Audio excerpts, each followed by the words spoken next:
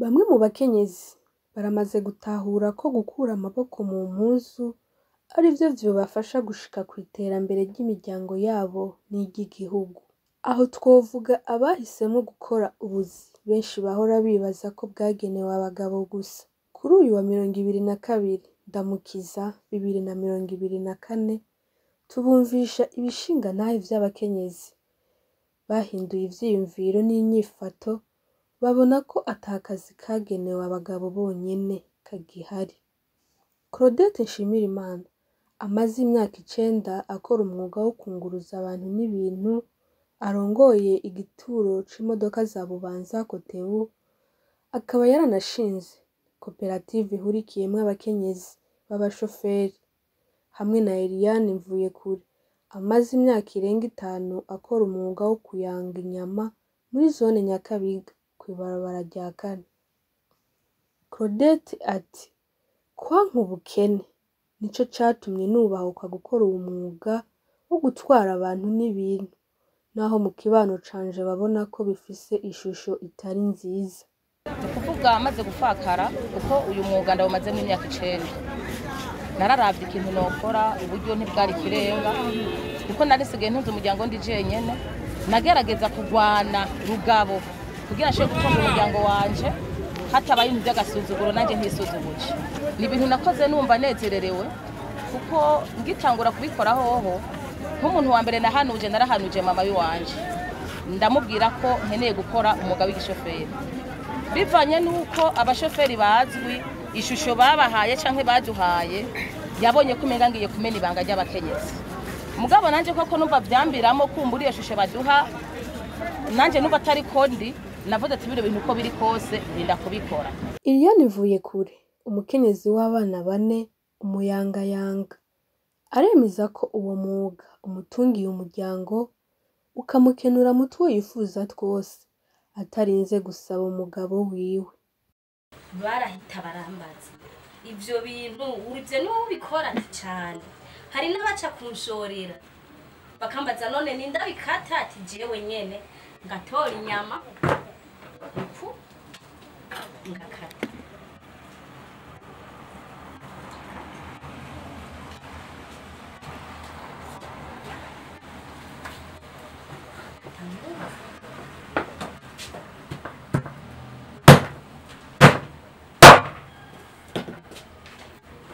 Bakabona ndahejeje, bakabona shize ku munzani ntibatomoke, bambwira none wowe ivyo bintu kugira ukore vyagenze navyisanze. Ikigira nyamwishiro mbere shorerwa n'abamama n'abapapa baraza kunshorera, barambwira bati nta mu mama twari bwabona ko ibintu nk'ivyo dutegerezwa guteza imbere. Nkaje nk'ukuntu mbayeho umugabo je ntaza ati nambaruko yarose ndamubwira ati mushinga ndafise amahera ya naya goma nje kugura impuzu nice nkagurira impuzu abana. Abo bakenyezi bompi baratera kamo abandi bakenyezi gukura amaboko mu mpuzu bagakora ngo kuko amase ya kera atagiho mu rutaro. Abantu bacicara kwibarabara barindira si abagabo babazanira n'abantu batabaho. Nkabo notera kamo uri nk'umuntu w'umumama ushobora kudandaza ibitumbura, ukadandaza amavoka, ukadandaza n'utundi tuntu tuguharasi, kuko n'umunsi umugabo ashobora kubura nawe ukaronka, cyangwa akaronka amahera y'imboga nawe ukaronka amahera y'ubufu. Ubu aho tugeze umugabo ntashaka gutunga urugo ari wenyene atamukenyezi bari kumwe. Iyo areze amaboko usanga ari ibintu bigoye cyane mu buzima, kugira ngo atunganye ivy'urugo ivyo ukeneye byose ari wenyene icokunda. Rono hamagara abakenyezi ko bokwijukira imyuga yose na cyane cyane ikorwa n'abantu b'abagabo, kuko iyo barimwo mu bisangwe n'ivy'agaciro no bahamagarira cyane kwijukira umwuga w'igishoferi, kuko uravye n'abawukora na nyabagabo ntugire ngo si abagabo basa neza kuko baronka amafaranga. Natwe uramwe twukora tukaronka amafaranga nkabo, vyo tuma dutera intambwe mu ngo zacu ndetse no mu babanyi tukabateza imbere. Ivyo bikorwa vy'izo ntwari mu iterambere birashimwa mu kibano neza cyane, arashoboye. Musanzwe hari ibyo yagiye arakemura mu njyane byari zihari, nk'ubu abidoga bose imidogo yarapfungutse.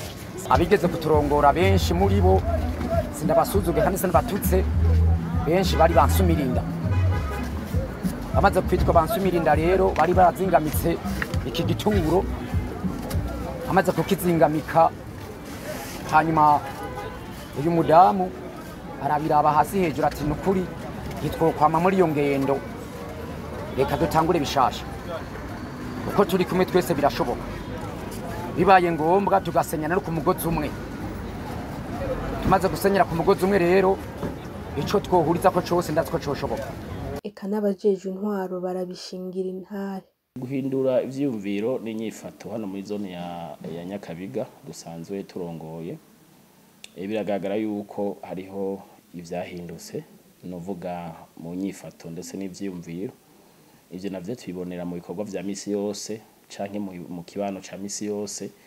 Aho notanga uburorero ko tumenye yuko tuzi yuko umwana wo mu gisagara adashobora kwambara akajire ka limitere kame ka limikashi, ariko no munsi umwana wo mu Nyakabiga twita ko ari umutawunera, turabona bambaye tujya tuje twari mikashe twariko kashe, ukamubona wa mwanya uko aja kwirigara agahafuma hagarara impande y'ibarabara yambaye kajya karijire. Rero tuvuze mu kibano rero naho guhindura ingendo akaroro n'amamvuga akenshi mubona ama activite menshi aba ku mugoroba usanga ari abakenyezi, usanga abakenyezi bagiye hamwe ari batanu batandatu, ugasanga barafise saro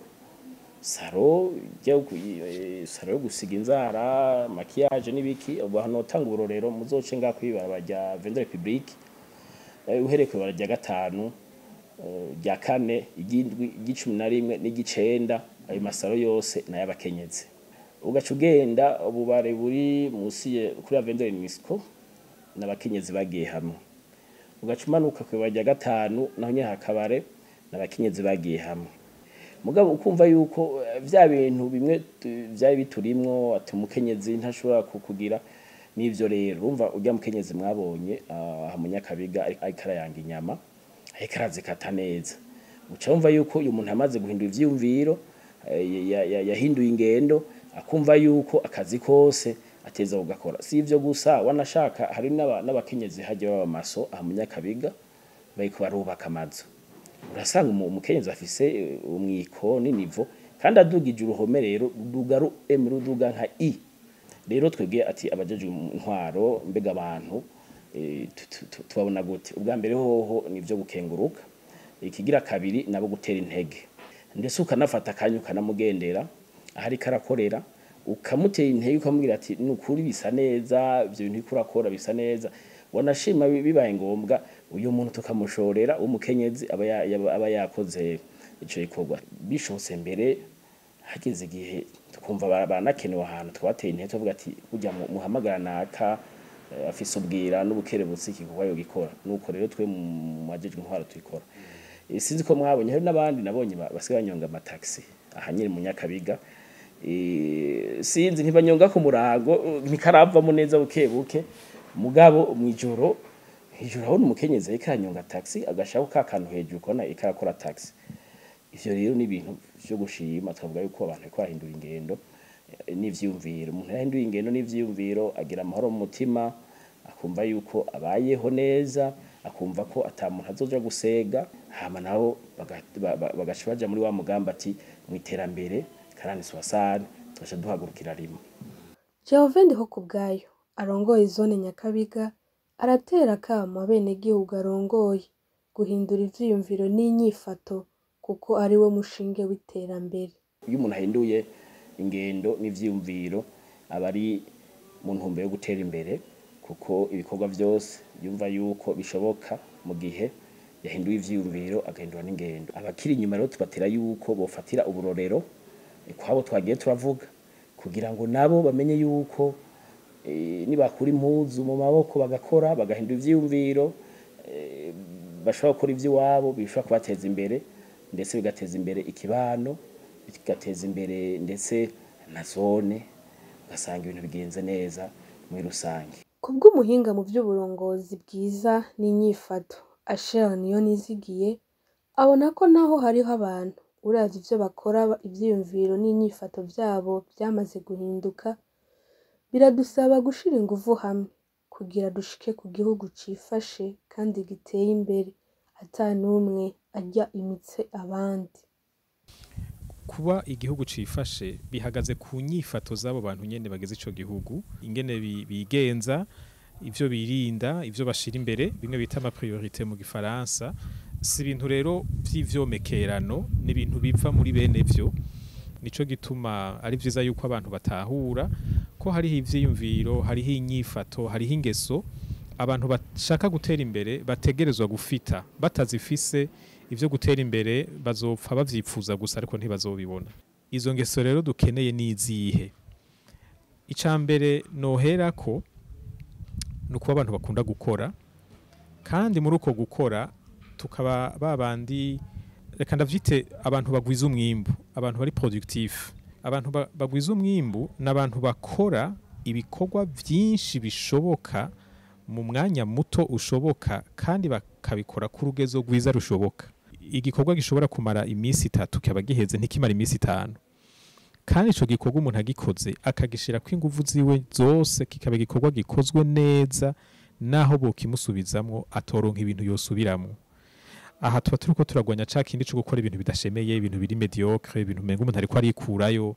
Ica kabiri, ntidushobora kuba igihugu cifashe canke giteye imbere tutari abantu bubahiriza ivy'abandi, abantu batiha ibitari vyabo. Igihugu kigwije abantu babangukirwa no kwiha ivy'abandi gisubira inyuma, kuko uca usanga abo bantu baguma baraba abandi bariko barakora kugira ngo babatware umwimbu wabo.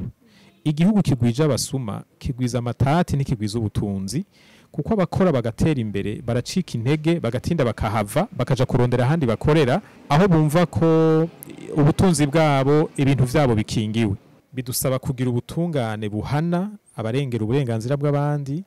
Bidusaba ko iyo umuntu yarushijwe muri sentare zitaba zamanza zizuguru, aho umuntu ashobora kwibwa mugabo akaburana imyaka 10-20 ataratsinda urubanza, niyo yarutsinze ntirushigwe mu ngiro. Ivyo biraca intege abantu babagwiza tunga, bagaca bahitamwo gufata imitahe yabo bakayijana mu bihugu aho baba bumva ko inyungu zabo zikingiwe.